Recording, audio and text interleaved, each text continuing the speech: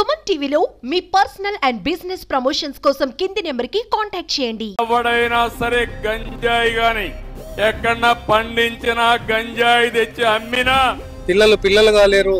వాళ్ళు ఉన్నటువంటి మానసిక ఒత్తిడితో ఈరోజు డ్రగ్స్ కు అలవాటు పడుతున్నటువంటి పరిస్థితి ఉంది.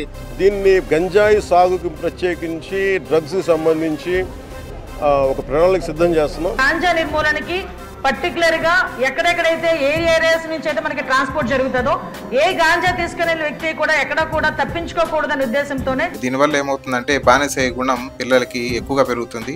అవైలబిలిటీని తగ్గించాలి. దాన్ని ఖచ్చితంగా మాట్లాడతాం. We will handle that. మన ఫారెస్ట్ డిపార్ట్మెంట్ కంటే కూడా ఎక్కువ రెవెన్యూ ల్యాండ్స్ లో ఎక్కువ గాంజా బ్యాచ్ల్లోని గాంజాలు సరఫరా చేసేవారు కానీ గాంజా తీసుకునే వాళ్ళకి కూడా అధ్యక్ష అదే మీకు చివరి రోజున మరొకసారి హెచ్చరిస్తున్నా. గవర్నమెంట్ ఏదైనా డెసిజన్ తీసుకుంటే గంజాయి మీద ఉక్కుపాదం మోపి దాదాపు వారికి తగినట్టుగానే చేస్తా ఉన్నారు.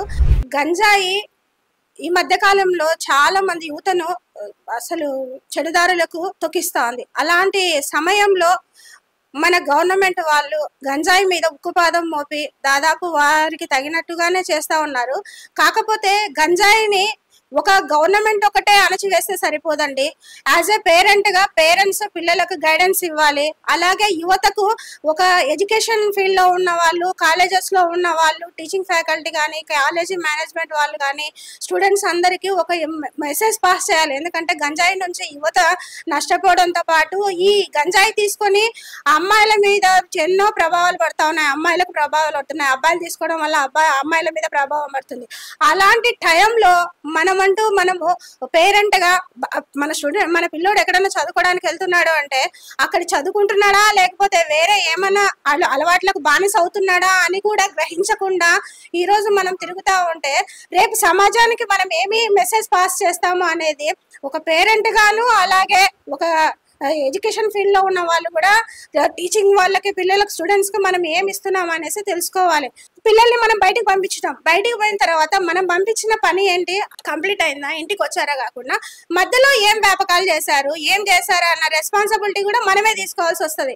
అలాగే పెద్దలు కూడా చెడు బానిసత్వానికి బానిసలు అవుతున్నారు. ఎందుకంటే చెడు వ్యసనాలకి బానిసలు అవుతున్నారు.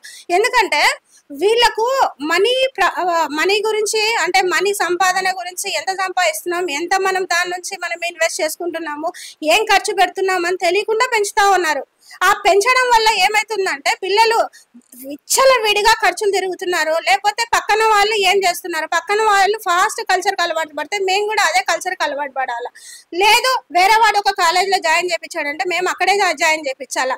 వేరే వాడు గంజాయి తాగుతున్నాడు, వాడు డ్రగ్స్ తీసుకుంటున్నాడు అంటే మేమేం తక్కువ అనే కిందికి ఈ మొబైల్ చూసి అడిక్ట్ అవుతున్నారు. కానీ ఖచ్చితంగా నేను ఒకటైతే చెప్పగలుగుతా, గవర్నమెంట్ ఏదైనా డెసిజన్ తీసుకుంటే ఇప్పుడున్న కాలంలో నర్సరీ పిల్లలకైతేనేమి హైయర్ సెక్షన్ పిల్లలకైతేనేమి ఒక ఏజ్ వరకు మొబైల్ సోషల్ మీడియా వీళ్లకు అందుబాటులో లేకుండా పెడితే చాలా బాగుంటుందని చెప్పేసి నేను కోరుకుంటున్నాను. ఈ డ్రగ్స్ కంట్రోల్ కానీ ప్రభుత్వ అధికారులు కానీ ఖచ్చితంగా పని చేసినప్పుడు మాత్రమే ఇవన్నీ నిరోధించబడతాయి.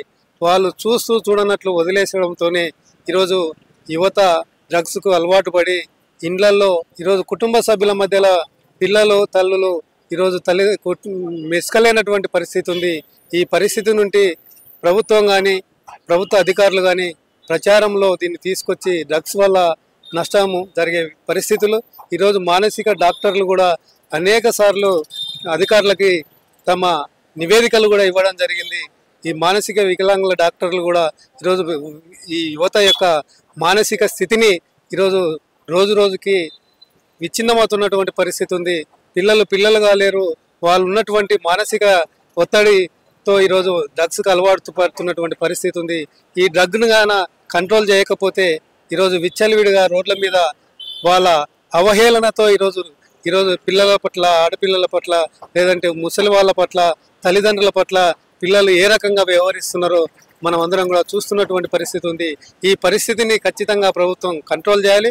అది ప్రచార మాధ్యమాలా, లేదంటే సినీ రంగమా, లేదంటే సీరియల్సా, ఏదన్నా కానీ ప్రచార మాధ్యమాల్లో వీటిని కంట్రోల్ చేయడానికి ప్రభుత్వ అధికారులు ముఖ్యంగా ముందుకు రావాలని, అదే రకంగా స్వచ్ఛంద సంస్థలు కూడా పనిచేస్తున్నప్పటికీ వాళ్ళకి సరైన కోఆపరేషన్ లేకపోవడంతో ఈరోజు ఈ డ్రగ్స్ వల్ల జరిగే నష్టాలని ఈరోజు పిల్లలకి ముఖ్యంగా యూత్కి తెలియజేయడంలో ఈరోజు ప్రభుత్వాలు పూర్తిగా విఫలమైనాయి. కాబట్టి ఆ ప్రభుత్వాల ముందు కంకణం కట్టుకొని అధికారులు పనిచేయాలని ఈ సందర్భంగా మేము కోరుతున్నాం. కానీ ఈ ప్రభుత్వం, గత ప్రభుత్వం అయితే ఖచ్చితంగా చెప్తా ఉన్నాను నేను, కంట్రోల్ చేయలేకపోయింది. దానికి కారణం ఏమంటే రాజకీయ నాయకుల హస్తం ఉండడంతో. ఈ రోజు కూడా ఈ ప్రభుత్వం ఏం చేయాలంటే ఈ డ్రగ్స్ కంట్రోల్ చేయడానికి ప్రత్యేక శాఖను ఏర్పాటు చేసింది. అందుకు ధన్యవాదాలు తెలియజేస్తున్నాం. కానీ ఏమంటే ఈ అనైతిక కార్యకలాపాలకు పాల్పడే అవకాశం ఉన్న ఎవరైతే డ్రగ్ పెడ్లర్స్ ఎవరైతే ఉన్నారో వాళ్ళందరినీ కూడా ఖచ్చితంగా వాళ్ళని అరెస్ట్ చేయాలా, వాళ్ళ మీద తీవ్రమైన నేరారోపణలు చేసి శిక్ష వేయాలని చెప్పి పిల్లల యొక్క కార్యకలాపాలు బయట తిరిగినప్పుడు వాళ్ళ ప్రవర్తనను అబ్జర్వ్ చేయాలా, ఖచ్చితంగా వాళ్ళ మానసిక పరిస్థితిని కూడా అంచనా వేయాలా, తర్వాత వాళ్ళు ఏ రకమైన ఫ్రెండ్స్తో తిరుగుతున్నారని చెప్పి కూడా ఆలోచన చేయాలి. డ్రగ్స్లో మద్యం మత్తులో అలవాటైనప్పుడు వాళ్ళు ఏం చేస్తుంటారు అనేటువంటిది కూడా అన్కాన్షియస్లోకి వెళ్ళిపోతారు. సో అలాంటి పరిస్థితుల్లో అన్ని విధాల నష్టం జరిగేటువంటి అవకాశం ఉంది. కాబట్టి ఈ డ్రగ్స్ కంట్రోల్ డిపార్ట్మెంట్ అయితేనేమి, తర్వాత యూత్ పైన పేరెంట్స్ కూడా మనం కేర్ తీసుకోవాల్సినటువంటి అవసరం ఎంతైనా ఉంది. అంతేకాకుండా ఈ యొక్క డ్రగ్స్ అలవాటు పడినటువంటి వాళ్ళు అంటే క్షణికావేశంలో ఎలాంటి నిర్ణయం తీసుకుంటారనేటువంటిది కూడా మనము చెప్పలేనటువంటి పరిస్థితి. స్టడీస్ వాళ్ళ భవిష్యత్తుకి ఒక చాలా ఇబ్బందికరంగా ఉంటుంది. కాబట్టి ఈ యొక్క డ్రగ్స్ని అందరూ కూడా అంటే ఎవరు చేయాల్సినటువంటి పని వాళ్ళు చేస్తూ దీన్ని అరికడుతూ తర్వాత కఠినమైన చర్యలు తీసుకుంటూ వాళ్ళకి ఇంకా అవేర్నెస్ ప్రోగ్రామ్ కండక్ట్ చేస్తూ ఈ యొక్క సోషల్ మీడియాలో అయితేనే ఇంకోటైతేనేమి ప్రజల్లో అవగాహన కల్పిస్తూ యూత్లో ముఖ్యంగా అంటే విద్యా వ్యవస్థలో కాలేజీలో కానీ స్కూల్లో కానీ ఇలాంటి వాటిలో అవేర్నెస్ ప్రోగ్రామ్స్ క్యాంప్స్ కండక్ట్ చేస్తూ మరి దాని మీద యువతలో మార్పు వచ్చేదాకా ప్రయత్నం చేస్తే బాగుంటుంది అనేటువంటి నా అభిప్రాయం. డ్రగ్స్ వాడకము ఇవాళ యువతలో చాలా పెరిగిపోయింది. సామాజిక పరంగా కూడా చూసిన యువత డ్రగ్స్ వాడకం వల్ల మహిళల అత్యాచారాలు అగత్యాలు పెరిగిపోయినాయి. గత ప్రభుత్వం ఆంధ్రప్రదేశ్ ను డ్రగ్స్ ఆంధ్రప్రదేశ్ గా మార్చిపడేసినది.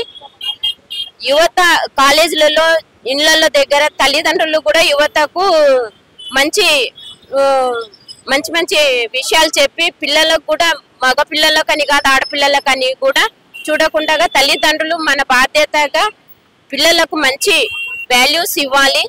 దానివల్ల పిల్లలు మంచి ఆరోగ్యంగా మంచి నడవడిక కూడా పిల్లలకు పెద్దవాళ్ళకు కూడా మంచి పేరు తెచ్చిపెడతారు.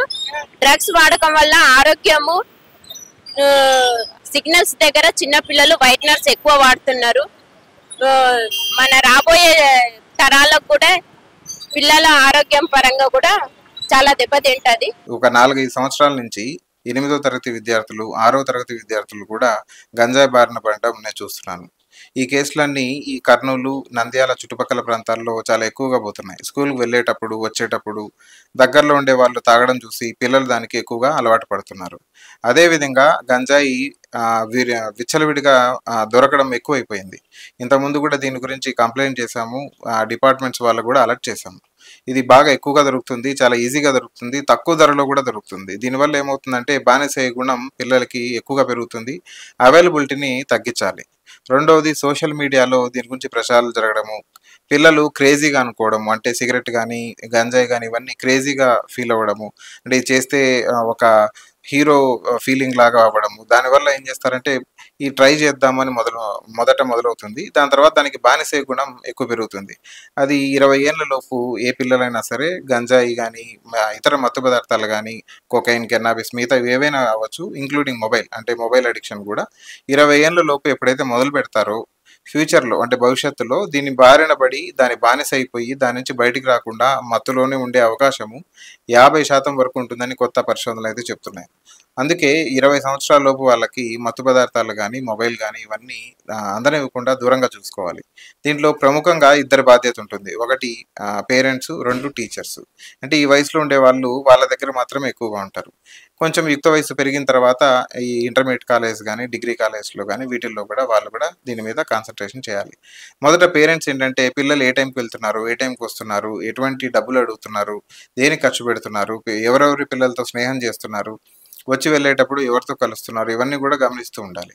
అట్ ది సేమ్ టైం వీళ్ళు స్కూల్లో టీచర్స్ కూడా దీని మీద ఒక అవగాహన సదస్సులు పెట్టడము, పిల్లలకి దీని మీద ఒక అవగాహన తీసుకురావడము, మత్తు పదార్థాల వల్ల నష్టాలు ఏంటి అనేటివి సైకాట్రిస్ట్ని కానీ, ఒక సైకాలజిస్ట్ని కానీ, ఈవెన్ సోషల్ వర్కర్ని కానీ వీళ్ళందరినీ పిలిపించి దాని మీద అవగాహన కల్పించడము, దానివల్ల జరిగే నష్టాల గురించి ఎక్స్ప్లెయిన్ చేయడము, వాళ్ళకి దొంగతనాలు చేయడము, చిన్నవే కదా అని చెప్పి చిన్న చిన్న క్రైమ్స్ కూడా దీనివల్లనే మొదలవుతాయి. వాళ్ళ ఫ్యామిలీ కూడా అంటే వాళ్ళ కుటుంబం కూడా కొంచెం చిన్నాభిన్నమయ్యే ఛాన్సెస్ కూడా ఈ పిల్లల ప్రవర్తన వల్ల ఉంటుంది.